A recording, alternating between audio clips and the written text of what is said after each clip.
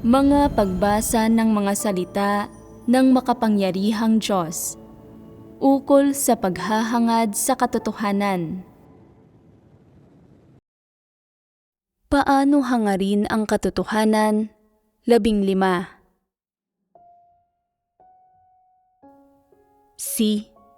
Pagiging kakatwa.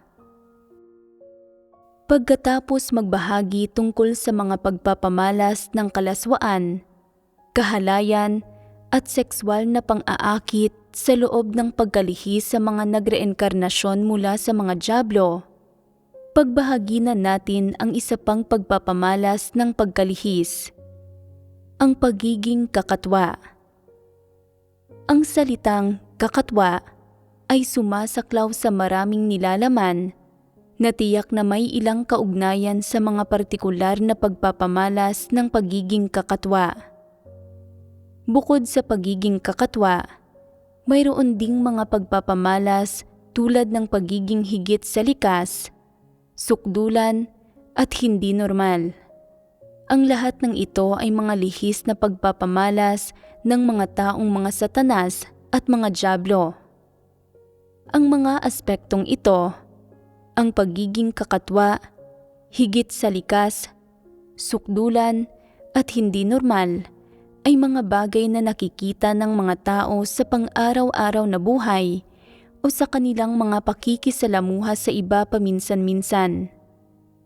Magsimula tayo sa pinakamalulubhang kaso, pagkatapos ay talakayin ang mga hindi gaanong malubha.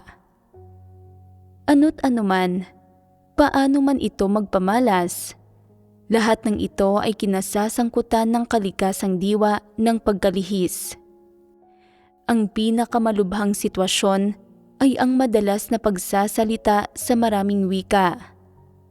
Partikular ito lalo na sa panahon ng pananalangin sa mga pagtitipon, kung saan maaari silang magsalita ng maraming kakatuwang wika na hindi wika ng anumang bansa at na walang sino mang makaintindi. Kapag nangyayari ito, hindi na ang tao mismo ang nagsasalita, kundi sa halip ay pinaghaharian na sila ng ibang espiritu. Maging sila mismo ay hindi alam kung ano ang sinasabi nila. Hindi nila ito natutunan, ni walang sino mang nagturo sa kanila. Ngunit sa isang partikular na sitwasyon, basta na lang nila itong sinasabi. Minsan ay kusa silang nagsasalita sa maraming wika, minsan ay pasibo, minsan ay namamalayan nila, minsan ay hindi nila namamalayan. Hindi ba't napakakakatwa nito? Pagkatapos nilang magsalita, kung hihilingin mo sa kanilang gawin itong muli, hindi nila kaya. Kung tatanungin mo sila kung ano ang sinabi nila, hindi rin nila alam. Ito ay isang uri ng sitwasyon. Mayroon ding mga tao na madalas na nakakarinig ng mga boses na hindi naririnig ng mga normal na tao. Halimbawa, maaari nilang marinig ang isang taong malapit na nagsasalita sa kanila, pero walang sino mang nakikita o naririnig ang iba. Sa katunayan, nakikipag-usap at nakikipagkwentuhan sila sa mga hindi kilalang nilalang. Nagsasalita sila ng may matinding sigasig at hindi mo sila mapigilan sa pagsasalita o hindi ka makasingit ng salita. Higit pa rito, ang nilalaman ng kanilang pananalita ay walang saysay. Biglang lumalabas ang mga salita ng walang kaugnayan at walang dahilan. Bilang isang tagamasid, ang panonood dito ay nagdudulot sa iyo ng takot at nagpapakilabot sa iyo. Hindi ba't napakakakatwa ng gayong mga pagpapamalas? Ang ganitong uri ng tao ay madalas ding nakakakita ng mga kakatwang bagay, mga bagay na hindi nakikita ng mga mata sa materyal na mundo. Halimbawa, nakikita ng ilan ang mga yumaong kamag-anak na kumakaway, gumingiti o tumatango sa kanila o binabati pa nga sila. Labis silang nasasabik pagkatapos makita ito. Mayroon pa ngang ilang tao na madalas na nakakakita ng mga taong nakaitim na lumalapit at gumagapos sa kanila. Nagpupumiglas sila at napapasigaw, "Pakawalan ninyo ako. Hindi ako sasama. Hindi ako pupunta kahit saan." Tinatanong sila ng mga tao sa paligid nila kung ano ang problema, pero hindi nila nararamdaman na may sino mang kumakausap sa kanila at patuloy lang sa pagpupumiglas, sumisigaw, "O Diyos, iligtas mo ako." Natatakot at umaalis ang mga taong nakaitim at pagkatapos ay bumabalik sila sa normal. Pagkatapos matauhan, tinatanong nila ang mga nasa paligid nila kung nakita ng mga ito ang mga taong nakaitim.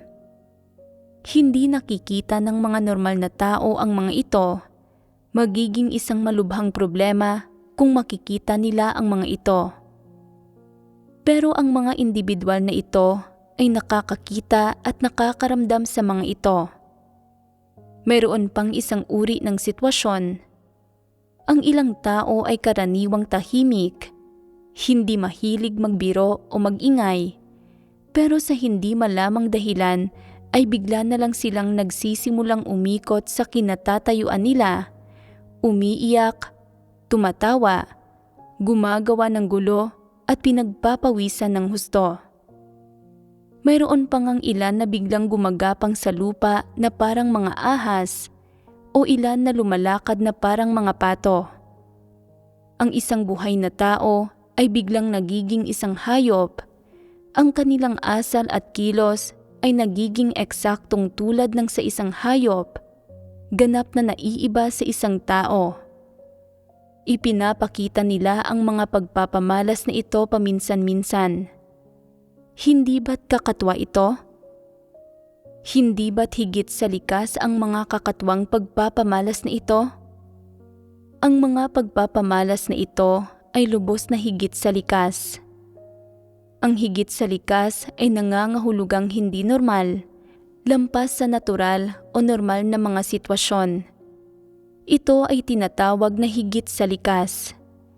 Ito ay hindi pangkaraniwan, naiiba sa mga normal na pagpapamalas ng mga ordinaryong tao. Ito ay hindi normal. Ito ay tinatawag na pagiging kakatwa, higit sa likas, hindi normal. Siyempre, walang kinalaman ang mga pagpapamalas na ito sa pagiging sukdulan.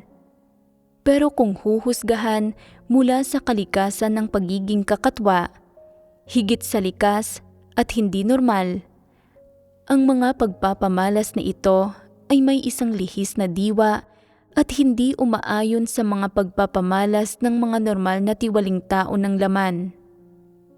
Ang mga normal na tao ng laman ay nalilimitahan, napipigilan at kinokontrol ng mga instinto ng tao, malayang kalooban, normal na pag-iisip, katwiran at ng iba't ibang normal na abilidad ng tao. Pero ang mga kakatwa, higit sa likas at hindi normal na pagpapamalas na ito sa mga dyablo ay lumampas na sa saklaw ng mga normal na instinto ng tao, malayang kalooban, mga abilidad, normal na pag-iisip at normal na katwiran. Ibig sabihin, hindi na sila kontrolado ng normal na pagkatao. Wala na sila sa kontrol. Ang pagiging wala sa kontrol ay nangangahulugan ng pagkilos ng hindi normal. Nakikita sa kanila ang ilang di pangkaraniwang pagpapamalas at pagsasagawa na hindi dapat ipakita ng mga normal na tao.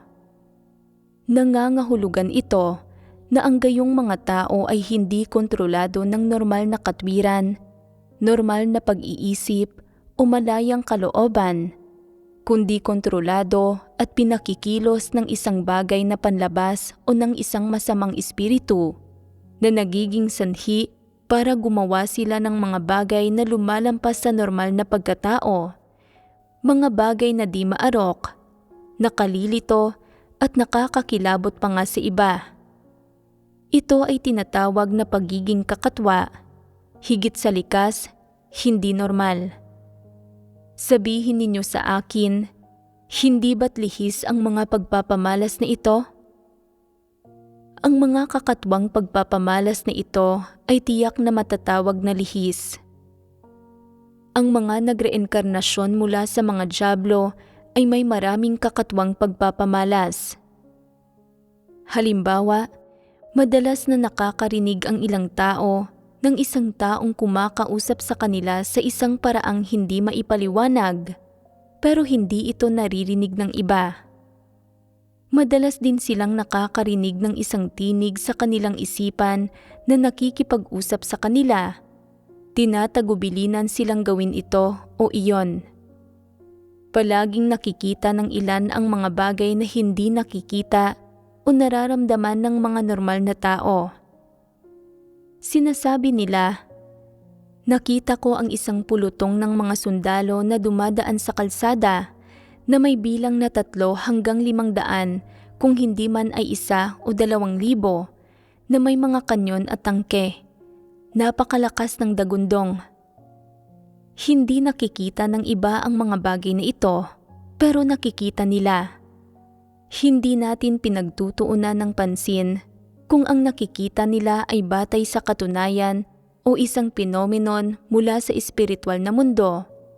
Ang mismong katunayan na kaya nilang makita ang mga bagay na ito ay lubhang di pangkaraniwan. Bakit ko sinasabing ito ay di pangkaraniwan? Bakit ko sinasabing isa itong pagpapamalas ng pagkalihis? Dahil ang anumang organong pandaman ng isang normal na taong nilikha ng Diyos ay may mga partikular na limitasyon sa kung ano ang kaya nitong maramdaman, maging ito man ay ang nakapalibot na kapaligiran o ang mga tao, pangyayari at bagay sa paligid niya.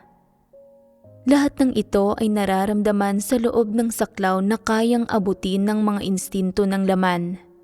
Ito man ay kung ano ang nakikita, naririnig, naaamoy o nararamdaman ng laman, mayroong mga limitasyon. Ano ang tinutukoy ng mga limitasyong ito? Tumutukoy ang mga ito sa pagiging nalilimitahan sa saklaw ng material na mundo. Kung gayon, bakit binigyan ng Diyos ang mga tao ng gayong mga organong pandama? Ito ay para ang anumang bagay na hindi kabilang sa material na mundo. Ito man ay isang positibo o negatibong bagay mula sa espiritual na mundo, ay hindi makagambala sa buhay ng mga tao, hindi makagambala sa alinman sa mga organong pandama ng mga tao, at hindi makaapekto sa kaayusan at mga kalakaran ng buhay ng mga tao sa material na mundo. Sa makatwid, ang mga tao ay nabubuhay sa material na mundong ito at anuman ang iba pang umiiral sa labas ng material na mundo, hindi ka papayagan ng Diyos na makita, marinig o maramdaman ang mga bagay na ito nang lampas sa saklaw ng iyong mga organong pandama ng laman. Ito ay para protektahan ang iyong isipan at katwiran mula sa panghihimasok ng anumang mga nilalang sa labas ng material na mundo na nagpapahintulot sa iyong mamuhay ng normal. Hanggat normal ang isipan at katwiran ng isang tao, normal na gagana ang kanyang malayang kalooban, magiging normal ang kanyang paghusga at lahat ng aspekto ng kanyang mga likas na kondisyon ng tao ay mananatili sa orihinal na kalagayan ng mga ito, hindi napinsala. Ano ang tinutukoy ng hindi napinsala? Nangangahulugan ito na ang iyong sistema ng nerbiyos, ang iyong mga organong pandama, ang iyong kakayahan, at lahat ng iba pang aspekto ng iyong mga likas na kondisyon ay normal at maayos sa loob ng saklaw ng buhay sa laman. Kapag normal ang isipan at katwiran, Magiging normal ang lahat ng aspektong ito ng isang tao at magagawang mapanatili ang kanilang orihinal na kalagayan. Kung ang kayang maramdaman ng mga organong pandama ng isang tao ay lumampas sa saklaw na kayang abutin ng laman at hindi na ito napipigilan ng limitasyong ito, lilitaw ang mga problema sa kanyang isipan at katwiran. Maiimpluwensyahan, mapipinsala, at magugulo siya ng mga bagay mula sa labas ng material na mundo. Kung magkagayon, lilitaw ang mga problema sa kanyang mga nerbiyos at masisiraan siya ng bait. Anong uri ng sitwasyon ang idudulot nito? Magkakaroon siya ng sakit sa pag-iisip. Mababaliw siya, magsasalita ng walang katuturan, tatakbo sa paligid ng walang kahihiyan, iiyak at gagawa ng gulo. Ang gayong tao, kung magkagayon, ay ganap ng nawasak. Ano ang tinutukoy ng pagiging nawasak? Nangangahulugan ito na may ibang bagay na pumasok sa puso ng tao, ginugulo at pinipinsala ang kanyang isipan at katwiran na nagiging sanhi para hindi makontrol ng normal na katwiran ang kanyang puso, kundi ng ibang uri ng bagay. Sa sandaling makontrol ng ibang bagay na iyon ang isang tao, ang panlabas na pagpapamalas sa medikal na pananalita ay schizophrenia. Sa sandaling magkaroon ng schizophrenia ang isang tao, normal pa rin ba siyang tao? Hindi na siya isang normal na tao at hindi gagawa ang Diyos sa gayong mga tao. Nauunawaan ba? Anong papel ang ginagampanan para sa mga tao ng malayang kalooban, normal na pag-iisip at konsensya at katwiran na ibinibigay ng Diyos sa kanila? Hindi ba't ginagampanan ng mga ito ang papel ng pagprotekta sa isipan at katwiran ng mga tao? Ang pagganap sa papel ng pagprotekta sa isipan at katwiran ng mga tao ay katumbas ng pagganap sa papel ng pagprotekta sa mga tao. Tinitiyak ng mga ito na normal ang kalagayang pangkaisipan at katwiran ng mga tao, hindi pinanghihimasukan ng mga bagay sa labas ng material na mundo, ni ginugulo ng anumang mga tunog o imahe mula sa labas ng material na mundo. Nagpapahintulot ito sa mga tao na manampalataya sa Diyos ng payapa at mamuhay ng normal, at tinitiyak nito ang kanilang personal na seguridad. Isa itong mabuting bagay. Pero ang mga puno ng mga kakatwa, higit sa likas at hindi normal na pagpapamalas ay hindi nagtataglay ng malayang kalooban, normal na pag-iisip at konsensya at katwiran ng mga normal na tao. Anumang oras, saan mang lugar, kaya nilang makakita ng mga kakatwang bagay o eksenang hindi nakikita ng mga ordinaryong tao, makarinig ng mga tunog na hindi naririnig ng mga ordinaryong tao, o gumawa ng mga bagay na hindi kayang gawin ng mga ordinaryong tao na nagpapakita ng mga kakatwang pag-uugali. Hindi ito nauunawaan ng mga tao sa paligid nila at hindi nila kayang makilatis ang diwa ng gayong mga usapin. Ang ganitong uri ng tao ay nagreenkarnasyon mula sa isang dyablo. Hindi sila bahagi ng sangkatauhan. Hindi sa binihag sila ni Satanas sa kalaunan ng buhay. Sa halip, ang ganitong uri ng tao, sa diwa, ay isang dyablo. Sa madaling salita, ang isipan at katwiran ng isang taong dyablo ay hindi normal mula sa kapanganakan. Ibig sabihin, ang kanyang malayang kalooban, pag-iisip at katwiran ay pawang hindi maayos. Kahit na makatanggap siya ng edukasyon, hindi niya taglay ang mga bagay na ito ng normal na pagkatao. Nakikita mo siyang nagsasalita ng medyo normal sa mga karaniwang sitwasyon kapag hindi siya sinusumpong, pero hindi ito nangangahulugang siya ay normal na tao. Ang pagkakaroon niya ng mga kakatwang pagpapamalas na ito ay nagpapakita na hindi siya normal na tao, kundi hindi tao, dyablo. Ang mga kakatwa, higit sa likas at hindi normal na pagpapamalas niyang ito ay hindi natutunan mula sa sinuman, ni hindi ito naipasa ng sinuman. Kung gayon, paano lumitaw ang mga ito? Ang mga ito ay likas. Ang katangian ng gayong tao ay sa isang dyablo. Ano ang ibig sabihin ng pagkakaroon ng katangian ng isang dyablo? Mayroong dalawang kahulugan. Ang unang kahulugan ay na ang ganitong uri ng tao ay nagreinkarnasyon mula sa isang dyablo. Ang pangalawa ay naipinanganak sila ng walang espiritu ng tao at kalaunan ay sinaniban ng isang dyablo. Sa madaling salita, ang kalikasang diwa ng gayong mga tao ay sa isang dyablo, hindi sa isang tao. Dahil mismo sa hindi sila tao, ang kanilang mga organong pandama at lahat ng aspekto ng kanilang mga likas na kondisyon ay iba at naiiba mula sa mga normal na tao. Sa usapin ng mga organong pandama, madalas nilang nararamdaman ang mga bagay na hindi nararamdaman, nakikita o naririnig ng mga normal na tao. Sa usapin ng mga instinto ng laman, ang mga bagay na ginagawa o sinasabi nila, ang ilan sa kanilang mga pagpapamalas ay madalas na nagpaparamdam sa mga tao na lumalampas sila sa saklaw ng mga normal na instinto ng tao. Sila ay lubos na higit sa likas. Ano ang ibig sabihin ng higit sa likas?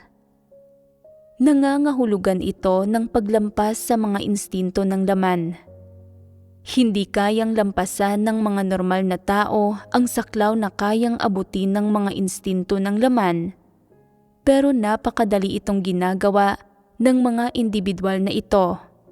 Hindi sila kontrolado o nalilimitahan ng mga instinto ng laman, kaya natural na madalas silang nagpapakita ng mga kakatwa, higit sa likas at hindi normal na pag-uugali o pagsasagawa. Malinaw na ba sa inyo ngayon ang tungkol sa diwa ng ganitong uri ng tao? Naiinggit ba kayo sa ganitong uri ng tao? Mabuting bagay ba ang mainggit sa kanila? Sinasabi ng ilang tao, tingnan mo, kaya nilang magsalita ng maraming wika sa panahon ng pananalangin.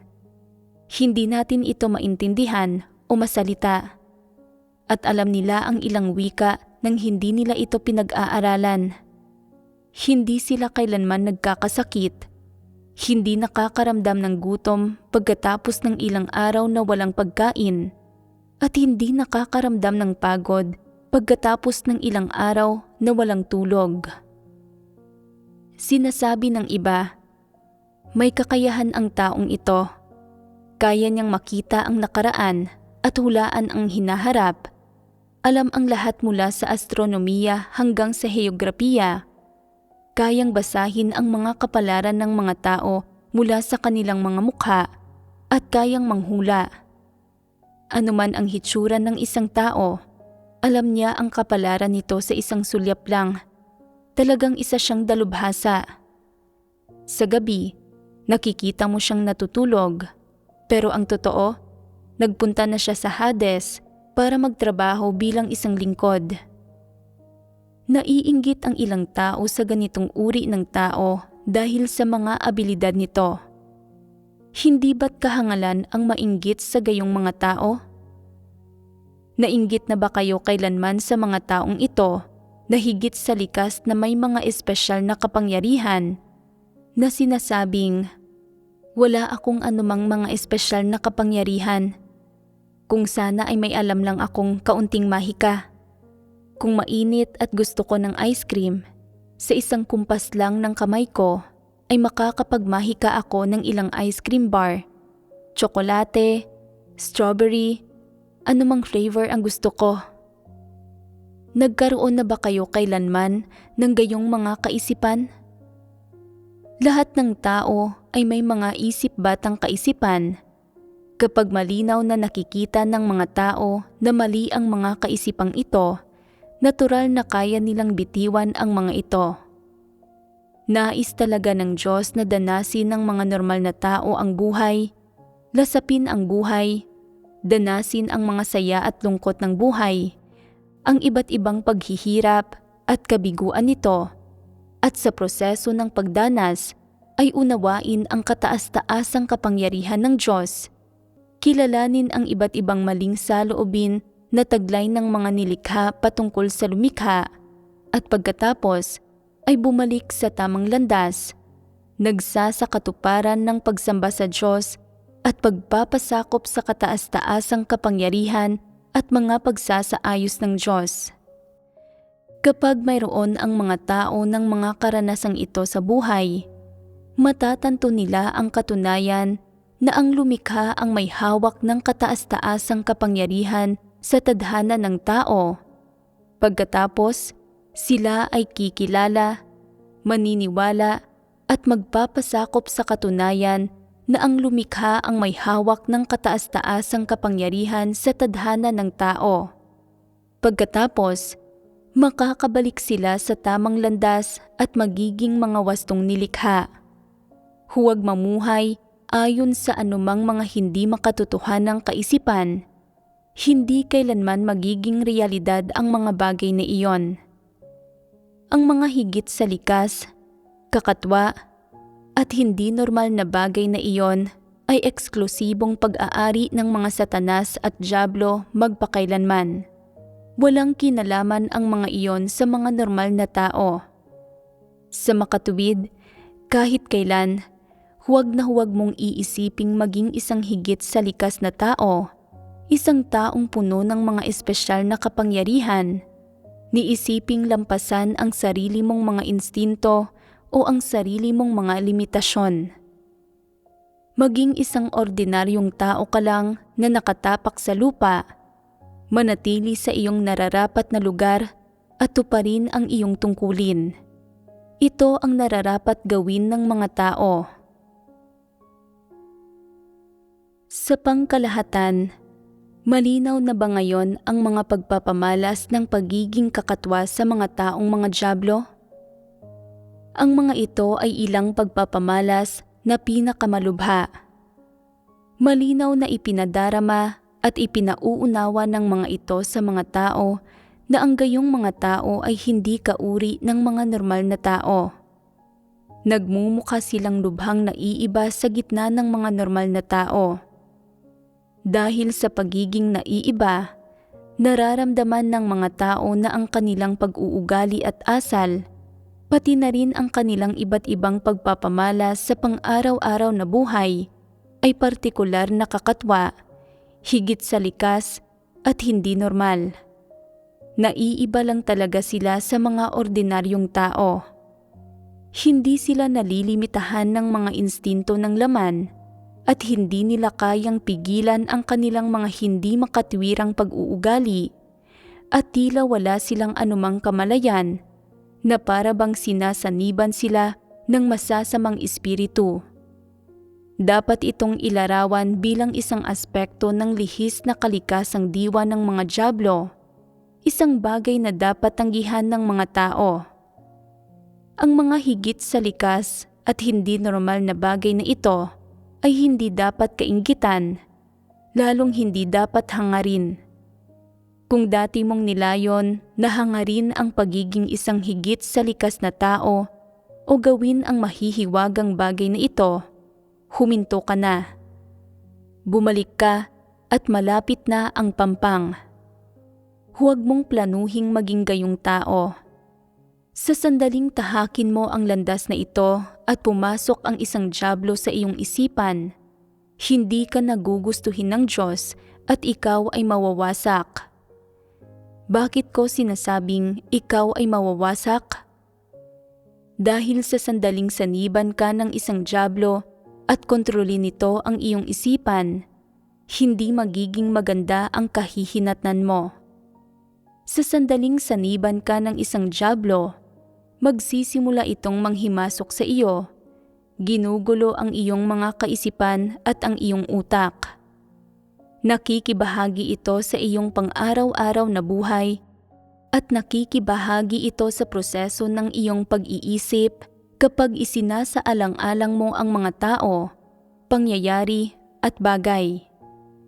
Kung hindi mo kayang tanggihan ang panghihimasok nito, unti-unti kang mawawalan ng sariling pagpapasya at sa huli, maamo kang magpapasakop. Kapag ganap ka ng kontrolado ng isang dyablo, sa medikal na pananalita, madadiagnose kang may schizophrenia at sa sambahayan ng Diyos, hahatulan ka ng kamatayan. Matatapos ka na, mawawasak. Ang isang tao bang na-diagnose na may schizophrenia ay isang normal na tao?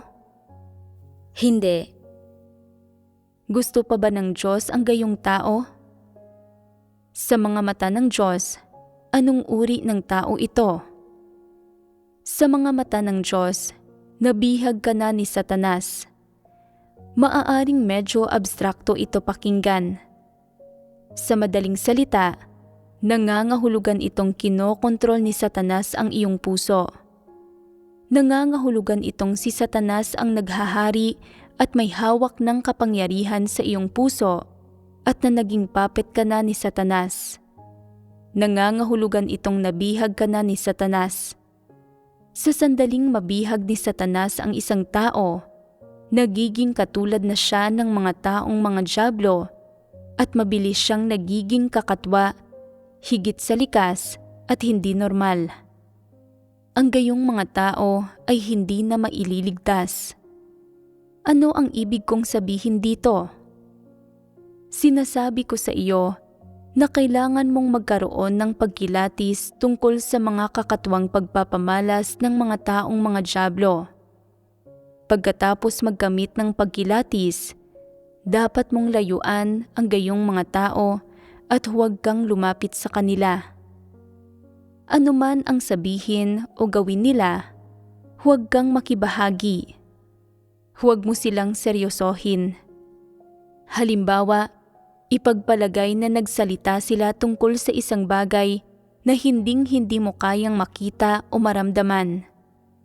Ang layunin nila sa pagsasabi nito sa iyo ay para mapalapit sa iyo at para akitin ka. Kung nakakaramdam ka ng pagkamausisa at masidhi mo silang kinaiinggitan at sinusunod, kung gayon ay nasa malaking panganib ka. Bakit ko sinasabing nasa panganib ka? Dahil ito ay si Satanas na nanlilihis at nang-aakit ng mga tao at naghahanap ng mga kaluluwang malalamon nito. Kung wala ka man lang pagkilatis kay Satanas at nakakaramdam ka pa rin ng pagkamausisa at inggit, sumuko ka na sa tukso at malamang na sasamantalahin ni Satanas ang pagkakataon para gumawa sa iyo. Sa makatuwid, nasa malaking panganib ka.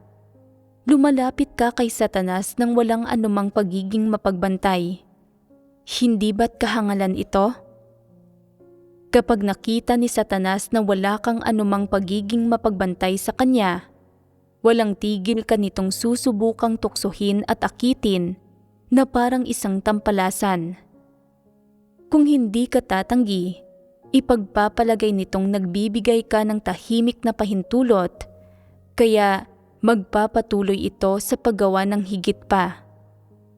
Kung palagi kang nakakaramdam ng pagkamausisa tungkol sa mga kakatwa, higit sa likas at hindi normal na bagay na sinasabi ng mga taong mga Satanas at nagtatanong at nag-uusisa pa nga tungkol sa mga ito, Hindi ba't pinatutunayan nito na interesado ka at hindi ka nasusuklam sa gayong mga bagay? Ang pagiging interesado sa gayong mga bagay ay hindi isang magandang senyales. Kung interesado ka sa mga bagay na ito, sa mga mata ni Satanas, nangangahulugan itong hindi ka interesado sa Diyos, sa katotohanan o sa mga positibong bagay. Ikinatutuwa niya ito at, natural, masaya itong mag-aabot ng isang palakaibigang kamay sa iyo na naglalayong magsimulang gumawa sa iyo. Sa ganitong paraan, nasa panganib ka. Sa makatuwid, kapag nakakatagpo ng gayong mga tao, huwag kang basta-basta lumapit sa kanila at huwag kang maging interesado sa kanila. Sa halip, dapat kang magkaroon ng pagkilatis, magbantay laban sa kanila at lumayo sa kanila. Sinasabi ng ilang tao, kung hindi kami lalapit o magiging interesado sa kanila, paano namin sila makikilatis? Gaya ng kasabihan, kilalanin mo ang iyong sarili at kilalanin mo ang iyong kaaway at hindi ka kailanman matatalo. Kung hindi kami makikihalubilo sa kaaway, paano namin makikilala ang aming sarili at makikilala ang aming kaaway? Tama ba ang pahayag na ito? Ito ay tulad ng kapag sumiklab ang isang pandemya, iginigiit ng ilang siyentipiko at mananaliksik na hawakan at pag-aralan ang virus at bilang resulta, ang ilan ay sila mismo ang nahahawaan ng virus at namamatay. Sa makatuwid, dapat kang mahigpit na magbantay laban sa mga diablong iyon na nagpapakita ng mga kakatwa at higit sa likas na pagpapamalas. Mas mabuting maging labis na mapagbantay kaysa bigyan sila ng pagkakataong pinsalain ka. Ito ang matalinong paraan ng pagsasagawa. Sa isang banda, huwag kang maging interesado sa kanila at huwag kang makipag-ugnayan o lumapit sa kanila. Sa kabilang banda, huwag mong hangarin o tularan ang mga kakatwa at higit sa likas na pagpapamalas nila. Ganito ka rin dapat magsagawa. Kung madalas kang makipag-ugnayan sa mga higit sa likas, kakatwa at hindi normal na taong ito, at sa iyong kawalan ng pagiging mapagbantay, naiimpluwensyahan kanila at palagi mong naririnig at nakikita ang kanilang mga pagpapamalas, nang hindi mo namamalayan, ang kanilang mga kakatwang pagpapamalas ay maitatatak sa iyong puso at alaala. Pagkatapos, nang hindi mo namamalayan, gugustuhin mo silang hangarin at gayahin. Isa itong mas mapanganib pang senyales. Sa sandaling gustuhin mo silang hangarin at gayahin, nangangahulugan iyon na ang mga pananggalang ng iyong puso ay ganap ng gumuho. Katumbas ito ng pagsang-ayon mong hayaan si Satanas na pumasok sa iyong puso para kontrolin at angkinin ka. Dito, isinusuko mo ang iyong sarili kay Satanas at sa ganitong paraan, mabilis kang makokontrol ni Satanas. Kung gayon, hindi ba't nawasak ka na? Talagang mahirap para sa mga tao na ibigay ang kanilang mga puso sa Diyos. Hindi madali para sa Diyos na humawak ng kapangyarihan sa puso ng mga tao. Hindi basta-bastang nangangasiwa at humahawak ng kapangyarihan ang Diyos sa mga puso ng mga tao. Ang gawaing ginagawa ng Diyos sa sangkatauhan ay kinabibilangan ng pagdidilig, pagpapastol, pagbibigay liwanag, pagtanglaw, paggabay at pagprotekta sa kanila batay sa kanilang mga likas na kondisyon. Dagdag pa rito, dinidisiplina, itinutuwid, kinakastigo at hinahatulan sila ng Diyos habang naghahanda rin ng lahat ng uri ng sitwasyon para sa mga tao. Nagpapahintulot ito sa kanila habang sila ay tumatanda na unti-unting magkamit ng kaalaman tungkol sa gawain ng Diyos at sa iba't ibang aspekto ng katotohanan sa mga objetibong sitwasyon. Pagkatapos, unti-unti, ayon sa pag-iisip ng normal na pagkatao, ang mga salita ng Diyos at ang katotohanan ay pinag-uugat sa kanilang mga puso at nagiging kanilang buhay, at sa gayon, ang mga taong ito ay nakakamit ng Diyos. Mayroong proseso ang lahat ng ito. Pero iba ang panlilihis at pagtitiwali ni Satanas sa mga tao. Bakit natin sinasabi na ang diwa ni Satanas ay lihis? Sa pilitan nitong inaangkin at kinokontrol ang mga tao. Sapat na ang aspektong ito para patunayan na ang diwa ni Satanas ay lihis. Ito ay konkretong katibayan. Kapag gusto mong hangarin na maging ang uri ng tao na isang dyablo, at kapag hinahangad mo ang mga kakatwa, higit sa likas at hindi normal na pagpapamalas, pag-uugali at abilidad na ito, nagbubukas ang iyong puso kay Satanas. Para bang sa iyong puso, sinasabi mo kay Satanas, "Pumasok ka, may inilaan akong lugar para sa iyo. Maaari mong kontrolin ang buo kong pagkatao." Ano ang sasabihin sa iyo ni Satanas? Kung makikinig ka sa akin at papayagan mo akong humawak ng kapangyarihan sa iyong puso, matututunan mo ang lahat ng gusto mong taglayin. Magkakaroon ka ng lahat ng kakatwa at higit sa likas na bagay.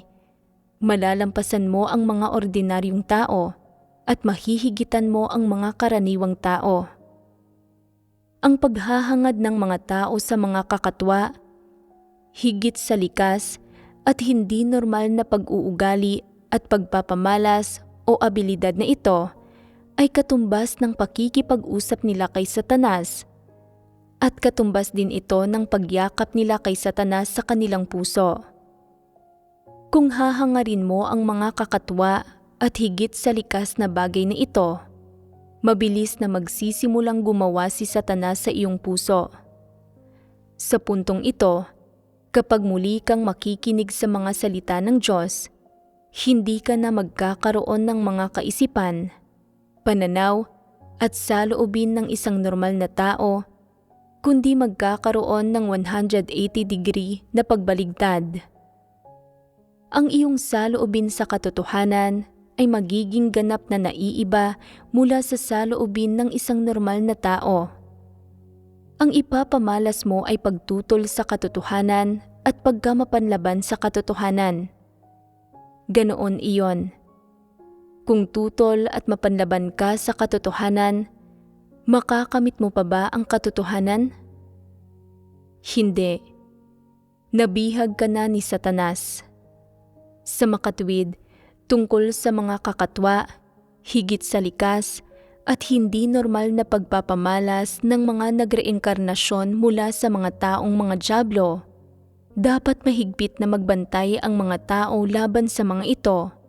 Pakitunguhan ang mga ito ng may pag-iingat at dunong, at huwag ipagwalang bahala ang mga ito. Ibig sabihin, dapat kang magkaroon ng paghilati sa mga pagpapamalas na ito. Huwag kang maging interesado sa mga ito o lumapit sa gayong mga tao, lalo namang huwag mong lihim na kainggitan, hangaan o hangarin at tularan pa nga ang mga ito sa iyong puso. Sa halip, dapat kang lumayo sa ganitong uri ng tao, magkaroon ng pagkilati sa kanila, magkaroon ng malinaw na paninindigan at gumuhit ng malinaw na hangganan sa pagitan nila at ng iyong sarili. Nauunawaan ba?